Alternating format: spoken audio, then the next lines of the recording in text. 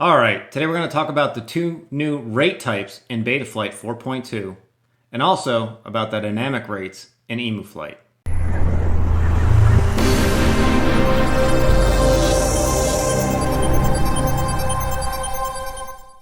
First up is talking about the two new rate types in Betaflight. If you go down to the PIDs tab and go to the rates sub-tab and you click on the rate types here, the classic was Betaflight. You also have RateFlight, KISS, and now in Betaflight there's actual rates and quick rates. Now the thing that really sucked about Betaflight rate types in the past is that any adjustment to the RC rate or the expo or the super rate, honestly, adjusted your overall degrees per second max rate deflection here. So it was just a pain because you're messing with these numbers, but you're trying to get to the same degrees per second max rate, so you had the same feel at the outer edge of the stick for speed of your flips and rolls, and obviously you need that same speed, so you kind of becomes muscle memory to know that if you move your fingers over for a little bit, you're going to get a full 360 roll or a half roll, quarter roll. So it's not like you could just change the center sensitivity easily without adjusting that outside max, and you'd have to kind of play with the numbers. Real pain in the butt. So that was addressed with the actual rates and quick rates. So first up, let's check out the actual rates. You go down here and click on actual rates, and it's going to basically say, hey, I'm going to reset all your rates if you go ahead and make this change. We're okay with that. Let's move to that. And by default here, it has in something that closely matches the Betaflight rate profile. I would offer that if you really love your Betaflight rate profile, you're just really used to it, then don't change. To some extent, the only point of checking out a new rate type is to see if you can make some changes that makes it a little bit more intuitive for your fingers and flying and so on and so forth. If you love your Betaflight rates, don't change it. That said, there's some things I'm going to show here that it's really worth your while to check out these new rate types. So first, on actual rates, what you can do is type in your max rate here, and then your expo and center sensitivity are totally independent. I wish these columns were a little bit different. I think the max rate should be over here on the side, but nevertheless, it's in the middle. So I'm going to do 1,000 degrees per second. We're also going to set the expo to 0 here. And let's just go through some of these changes. The first thing up is if you set your center sensitivity to the same thing as your max rate, you're going to get a completely linear response. So I have my transmitter turned on here, and you can see that, as I move my roll stick here, you can see that little dot and how it's completely linear. Now we're just going to do this on the roll, and we're just going to leave the other ones because they're all basically the same thing. It's just each axis. So I'll just mess around with the roll. But as you can see, as I increase my center stick sensitivity, it actually pushes up my max roll rate. So it's kind of weird. I wouldn't do that for any reason. So generally you're going to be lowering your center stick sensitivity and not increasing it. As we reduce the center stick sensitivity, you're going to see that how this curve starts to form, and it's really based around just curving out right at the center. So as I go move that down, you can see it flattens out completely right here at center stick, but it gives you a nice transition up to the max rate. So if I move my stick over here a little bit, you can see I'm getting, when I put this dot just about touching the other dot, I'm getting about 5 or 6 degrees per second of deflection or rotation on my quad. Now, as mentioned before, after you adjust your center stick sensitivity, you can always just adjust your max rate, and that will raise and lower that at any point in time. So it's really nice to be able to set that just at whatever max rate, and that's going to always be consistent. Now, with the expo, you can take this further and flatten out this center stick even more by increasing that expo. But you can see how it still maintains this nice, kind of a soft curve, I would say, up to your max center stick. So if you just move this out, you can kind of see how that works. When you start getting above, 0.8, I would say, or even maybe like 0.6, it starts, getting pretty steep at the very ends. I mean, obviously you're going to get a really flat, soft movement here. Now, if I move this ball over here a little bit, so it's just touching the other two ends, you can see I'm getting around 2 degrees per second of movement versus what it was before. Now, this is at max expo. So you can see this is kind of the max curve of what this would look like.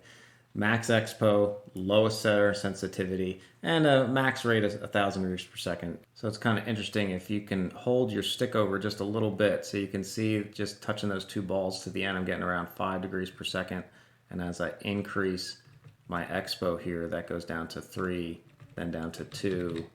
So you can see how that kind of impacts your center stick degrees per second angle rotation based on your expo. And then obviously center stick sensitivity has to deal with that as well. So if I increase that number, that's going to obviously really jack that number up. Now when you select quick rates, again, it's very similar to the Betaflight rates as the default Betaflight rates at least. So that's the rate curve you get, by selecting over. The numbers are a little closer related to Betaflight as well, except for obviously in the same scenario here, you can set your max rate. So we're going to go ahead and set this to 1,000.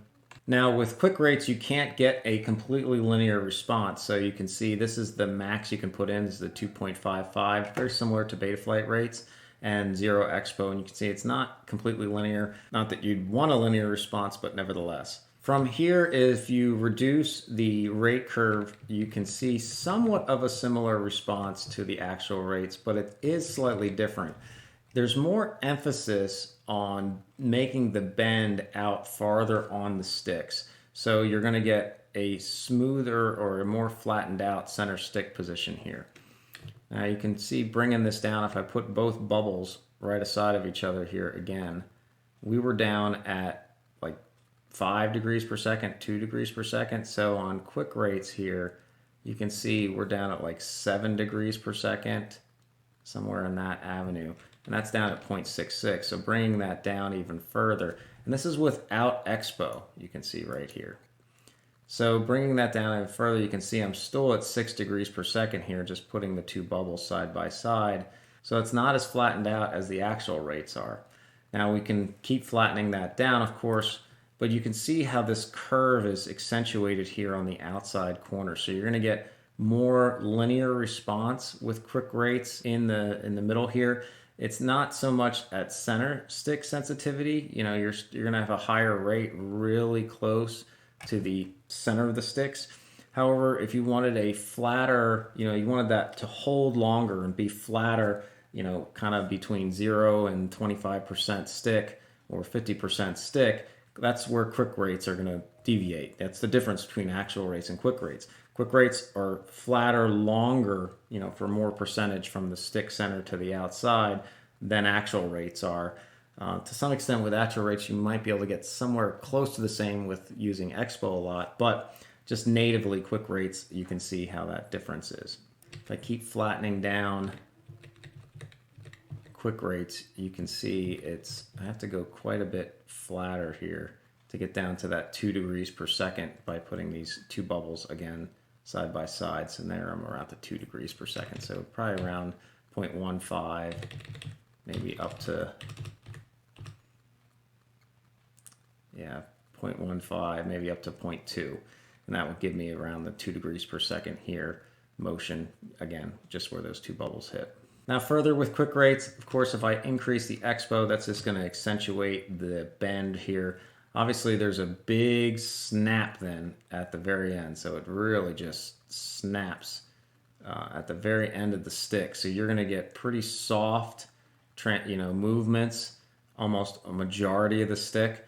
So taking my sticks out so that the bubble on here is just touching on both sides here, so I'm getting the 2 degrees per second, basically getting the settings the same, so that my center stick sensitivity is given about 2 degrees per second in that scenario, which is really just hardly moving my stick out to the right or the left a little bit, obviously front or back. You can see the difference in the rate curves, how actual rates gives you this smoother transition up to your max rate, where quick rates are going to give you a flatter center, up to maybe half stick. You can see this is 50% stick, this is 50% stick. So you're going to get just two different curves on, basically how it's going to react. And here you can see I'm holding around 50% stick. If you can see that light gray line here, you can see I'm getting around 38 degrees per second rotation with quick rates. Whereas if I do the same thing with actual rates, I'm getting around 111 degrees per second.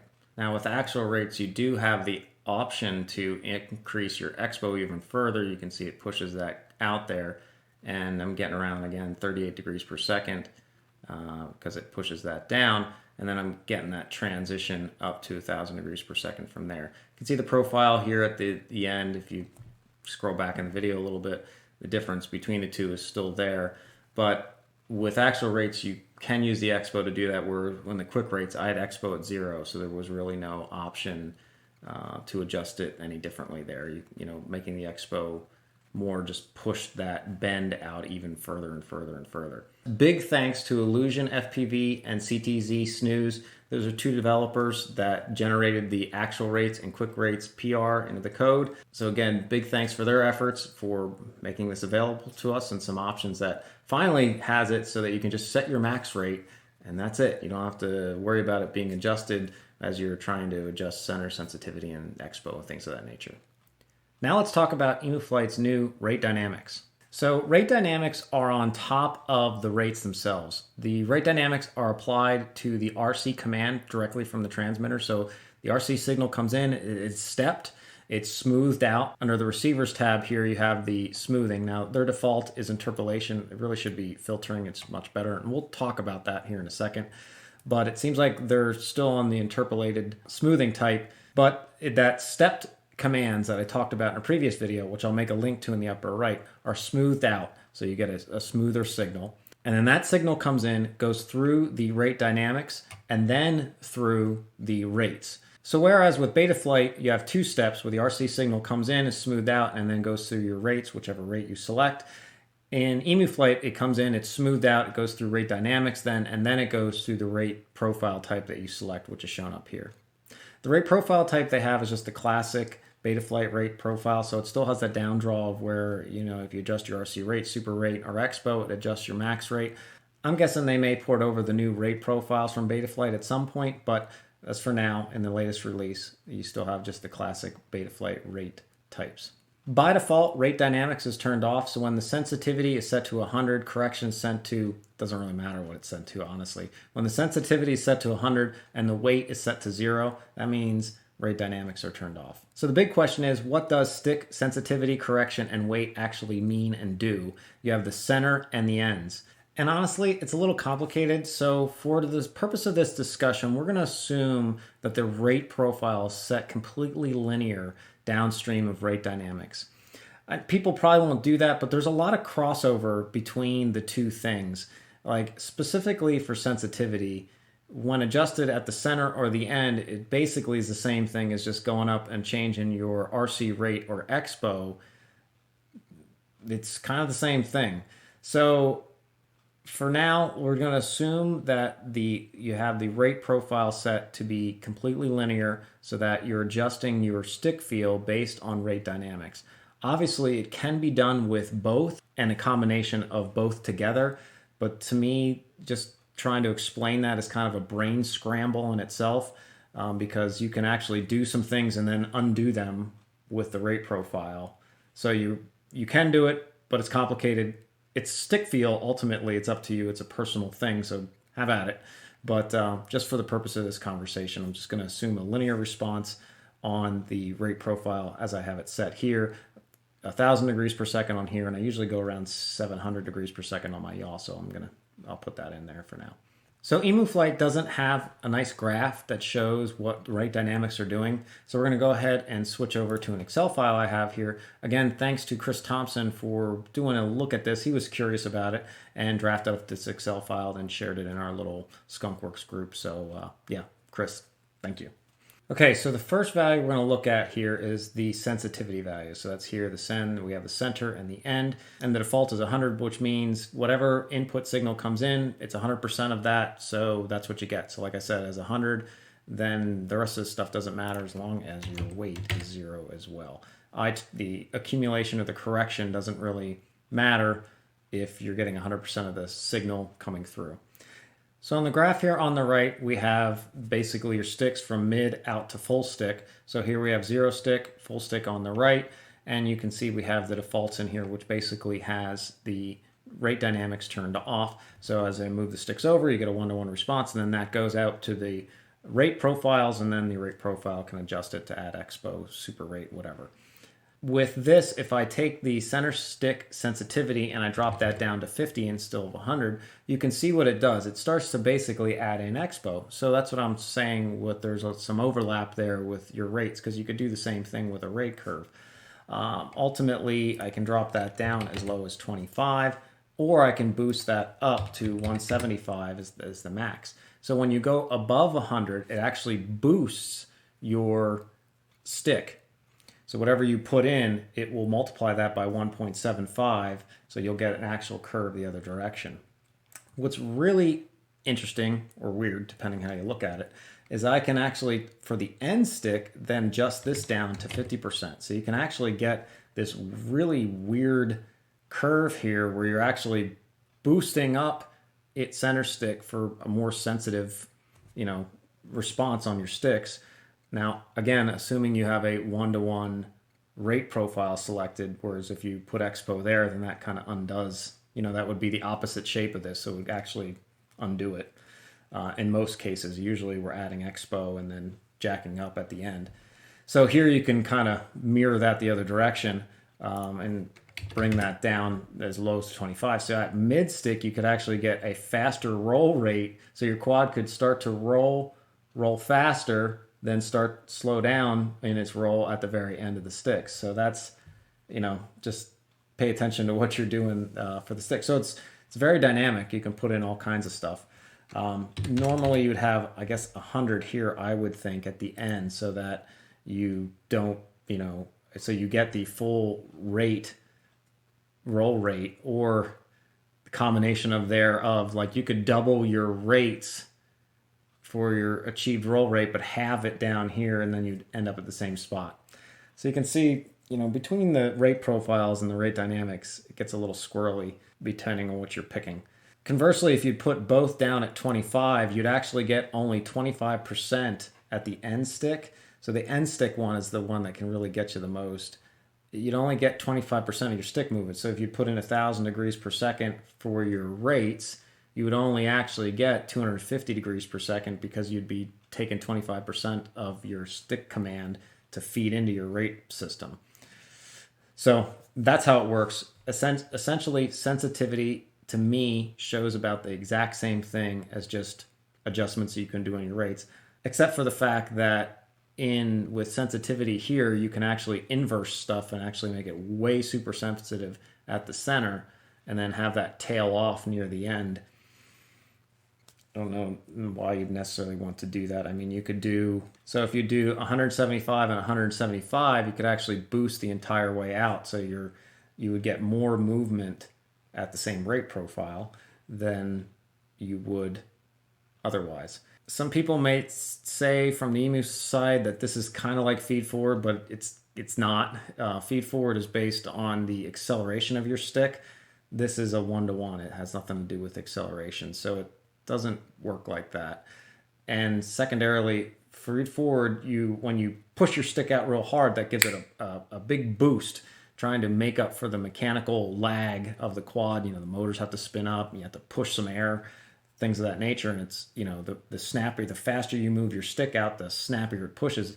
Where this isn't based on the derivative, it's not based on that speed of the movement, it's just giving a one-to-one response. It will make it more sensitive, but see, with feed forward, you can have some sluggish movement in the middle, like we like, right? Nice and sensitive in the middle.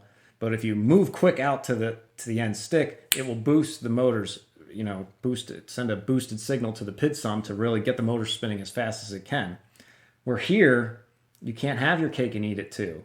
To get any kind of boost into the PID loop, you need to have it up at, 175. First only goes to 175, where feed forward goes up to 2,000. And secondarily, then that's going to make it super ultra sensitive at center stick. So here you can't have your cake and eat it too. It's not the same thing as feed forward.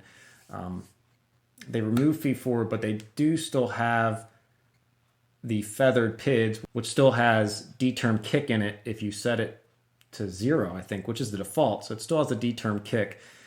If you are new to Betaflight or new to the open source, D-term kick was how we used to do things prior to feed forward. It was kind of dirtier, because as you adjusted your D-term, it messed with your D-term kick and it introduced noise into the kick because the D-term is really sensitive to noise. So anyways, it moved to feed forward because feed forward is more of a PID fundamental just in general. If you look out there for feed forward, so is D-term kick, but feed forward is a little bit better way to do it. So that's in there in EmuFlight, but this, I wouldn't recommend really doing it with rate dynamics just because of the reasons I just talked about. Now the next thing is the correction factor. Now the correction doesn't do anything, and it only goes up to 95. It doesn't do anything if the sensitivity is set to 100 on either center or stick. So to soften up the sticks, let's go ahead and set the sensitivity at the center to 25. That's the lowest setting it can go. The default for correction is 10, so that's 10% correction, and we'll talk about that in a second. And the end stick, we're going to leave at 100, so we're not kind of tricking ourselves out with our full rate, with the rate. So we actually get 100% of the stick travel at the end, which I think we would expect. I don't know why you would set it less at the ends. It's kind of weird. So in this scenario, what occurs, as you can see, as I bring this up, this I term up, it actually kind of undoes some of the sensitivity. And the max I can bring that up to is 95. Now that's at the center. So if I take the center back down, you can see how it drops this part back down. But if I bring the end up to 95, you can see how it kind of pushes that up. So you can kind of just, again, you're just adjusting the rate, the profile of, as you're moving the sticks out. It gives you some more flexibility here, but it's also more complicated to some extent as well. And I don't necessarily know why you'd want to curve exactly like that, where it kind of bows up and then bows back in and then softens out at the end of the stick. In reality, at the end here, everything's a blur. So I don't really care what it looks like up at this range. I just want that smooth transition up to that full rate max. But to each their own. You do have the flexibility here. So for the weight, that doesn't really show up on this curve because it has to do with moving your stick. So say I move my stick and it changes 100 degrees per second of movement, of rate. So it goes from 0 degrees per second of rotational rate to 100 degrees per second of rotational rate. And if this weight is set at 50, it's gonna block 50% of that. So that it will actually get a 50% rate of change. And then slowly this will accumulate up to the full rate with however fast you have this correction factor set. The higher the correction factor, the faster it will bounce up to that 100 degrees per second. The lower you have the correction factor, the slower it will bounce up to that 100 degrees per second. So to some extent, the weight undoes the sensitivity. So to me, the sensitivity and the weight, they kind of counter each other. If you have a higher sensitivity, but then also a higher weight, well, it's going to kind of react. It's going to kind of undo the two. So I don't know that we necessarily need both. I guess you could in combination. So if you would set no, they just counteract each other. I was thinking like 175 up here. So you get your feed forward boost, but if your weight, then you could add in more weight so that you could still have slow sticks at the center, but then that undoes the boost to make it kind of like feed forward. So yeah, they just kind of cancel each other out, it seems to me. So recognizing that the weight kind of cancels out the sensitivity, let's look at this as another way and really take it to the next level and look at it how it would produce with moving sticks, kind of a step response. Since we kind of said there's some similarities to like a PID loop here. This rate dynamics, the initial PR name was called stick PIDs, I believe. So it's kind of like PID tuning your sticks, and then you have a PID loop for the craft itself, which obviously we always want to have the PID loop for the craft, the mechanical PID loop that we're used to, the standard one. That should always be tuned around the machine, not around stick feel. Tuning your classic PID loop for stick feel, honestly, I've seen that bad advice from people. I mean, you can do that, but then your craft is likely to fly like garbage. Your PID loop should be tuned around the machine, and then your rates are to adjust the feel. Obviously, how your PID loop is set up will impact the feel, but you should not be tuning based on feel. It should be based on the machine's response to your stepped input changes from your rates. Nevertheless, this system, this rate dynamics, kind of has different behaviors based on step responses to the sticks and how far you're moving it out, things of that nature. So let's look at it from that standpoint. So again, looking on our graph, this is over time now, right? As we're moving the sticks over time, we're going to take our sticks and we're going to move them up to 100 degrees per second and then move them back down. And generally this is, after you have a smooth RC signal. Now this is a very fast stick movement, but it's generally how it looks. There's a little bit more of an elbow down here and a little bit more of an elbow up here. Okay, so I went and tried to adjust for that. This is generally how a stick movements would look after it's all smoothed out with RC signal. It's usually a little bit more bouncy in here, but this is close enough. As you can see, with sensitivity set to 100, whatever comes in goes out. So if I bring this down to 25 for sensitivity, you can see the result here. So what we're getting here is if this would be held longer, so if I'd hold the stick at 100 degrees per second longer, this would continue to go up and grow to actually get to 100 degrees per second. If I go ahead and move back down, it starts to adjust down the other way. So you can see with sensitivity set to 25, whatever input you're giving, it's softening that input.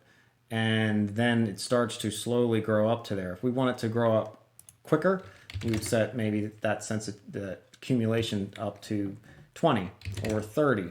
And obviously at 95, it basically undoes the correction factor and it just kind of follows the stick impulse movement.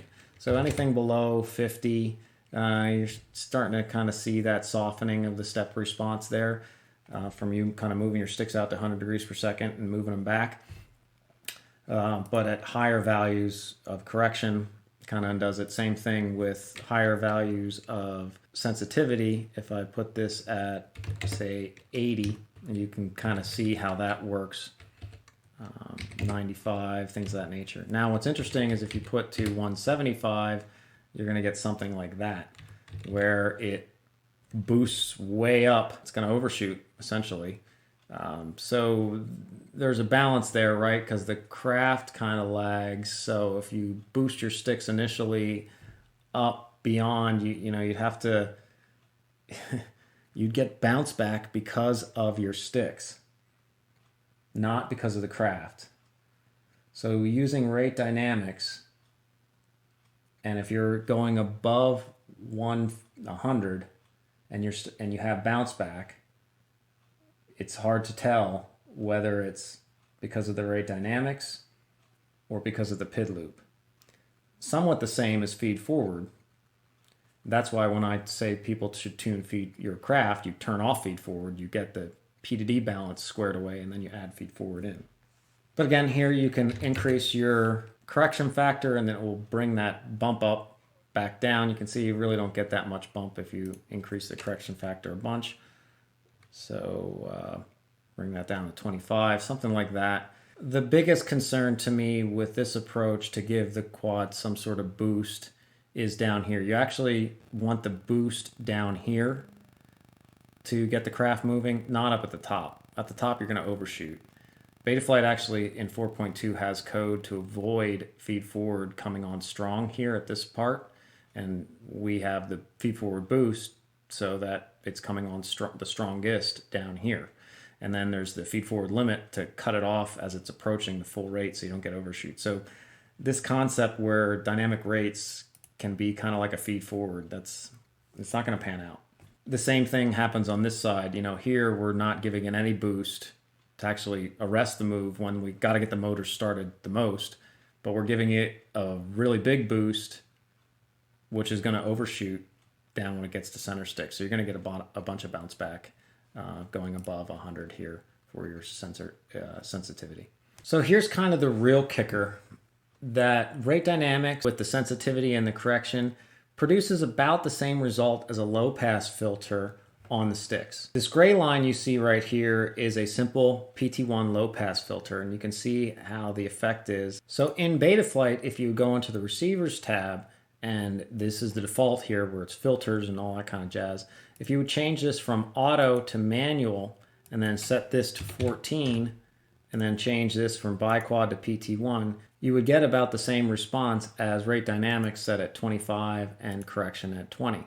Now, with rate dynamics, of course, you can adjust some things, so you can obviously make the correction go up higher, and you get less softness down here, and then it gets the correction up to the step response here as well. But you can see if I change the cutoff to 32 hertz, I get about the same exact response out of the sticks. So again, that's coming in and adjusting this parameter. You do want to change this to a PT1 instead of a biquad. A biquad's going to give a more stern smoothing. So if you want harder smoothing, but it's going to give you twice the delay as well. And of course, since it's a low-pass filter, we can use our handy-dandy UAV Tech filter calc tool. And if we set a PT1 filter at 14 hertz, you can see we're going to get a delay on the sticks of about 11 milliseconds.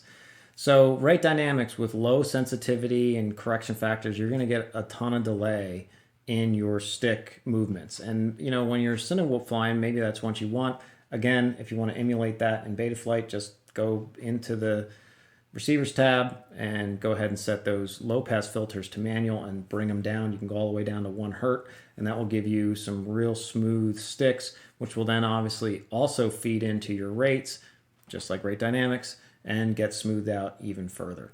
Of course, a down draw of all that is your sticks are going to be really delayed. So a better way that if you don't want your sticks to be delayed is maybe just address it using your actual rates or quick rates or things of that nature, or a combination of thereof.